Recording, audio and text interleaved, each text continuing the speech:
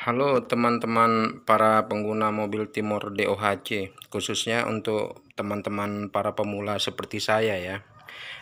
Barusan ada teman kita yang berkomentar di video saya mengenai cara membypass jalur heater. Jadi teman kita bertanya, Om, bagaimana kalau seandainya jalur ini dibuntu saja, tidak usah di bypass?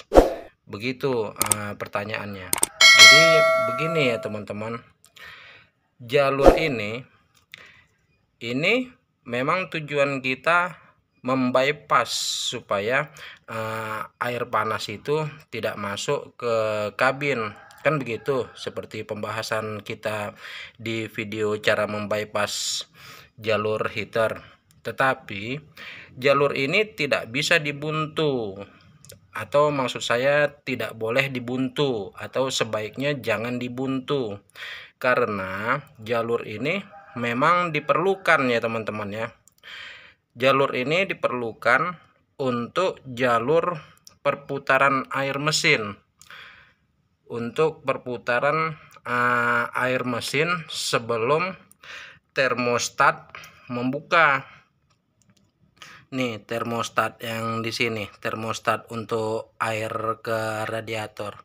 Jadi ceritanya air di dalam mesin, air untuk pendinginan di dalam mesin itu di saat mesin hidup, sebelum dia masuk ke radiator untuk didinginkan, itu air itu berputar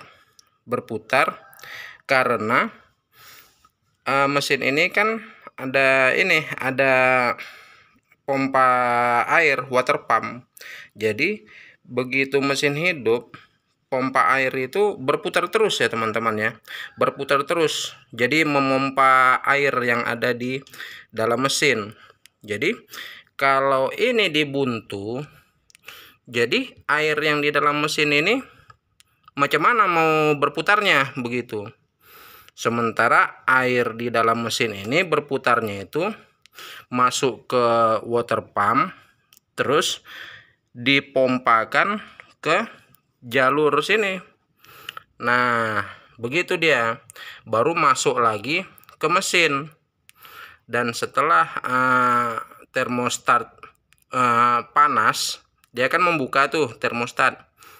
Begitu termostat membuka, baru air yang panas itu mengalir ke radiator untuk didinginkan. Setelah itu baru kembali lagi ke mesin. Begitu teman-teman. Jadi jalur ini memang seharusnya di bypass, bukan dibuntu. Nah, ini ada pemahaman tambahan dari beberapa senior kita ya teman-teman. Beberapa senior kita mengatakan bisa kalau seandainya jalur ini dibuntu, tapi dengan catatan termostat harus dilepas. Jadi perputaran air itu dia langsung ke radiator. Begitu kata beberapa senior. Tetapi dalam hal ini ada kekurangannya ya teman-teman, dan saya secara pribadi terus terang tidak setuju. Ada dua alasan saya. Yang pertama, kalau termostat dilepas, berarti ini blong ya teman-teman ya. Jadi air yang ada di dalam mesin itu terus mengalir ke radiator. Sementara radiator ini fungsinya adalah untuk mendinginkan air yang sudah panas. Tapi apabila termostat dibuka, berarti ini blong. Jadi air yang belum panas itu mengalir terus ke radiator. Efeknya mesin akan lama untuk mencapai panas suhu kerja ya teman-teman, untuk mencapai suhu kerja standar.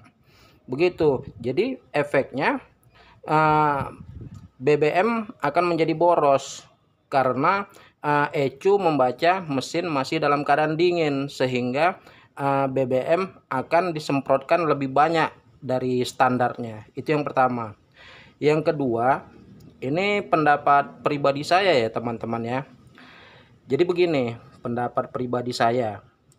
Setahu saya, yang namanya pompa itu kan pastinya satu arah ya, satu arah. Nah, pompa air itu kan menyemprotkan air, menghisap air yang dari dalam blok mesin, itu kan menghisap terus menyemprotkan satu arah ke, kan ada pipa nih di sini. Ini dia, ini pipa ini. Nah, pipa ini yang dari pompa air, terus dari pipa ini dia disemprotkan untuk kemari, kan begitu. Jadi kalau seandainya ini dibuntu, itu bukan berarti air itu, kalau seandainya termostat ini dibuka, bukan berarti dia blong, dia langsung ke sini, bukan langsung ke radiator. Berarti air tetap akan di sini, akan tekanannya akan tinggi ya teman-teman ya.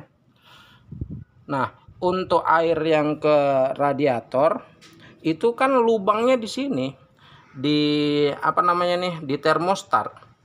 Sepala dari pipa ini langsung ke radiator. Begitu kalau menurut saya. Jadi itu tadi ya teman-teman, apapun ceritanya, kalau menurut pendapat saya pribadi, saya tidak mau ambil resiko. Jadi saya tetap berpedoman kepada pipa ini memang sebaiknya di bypass, bukan dibuntu.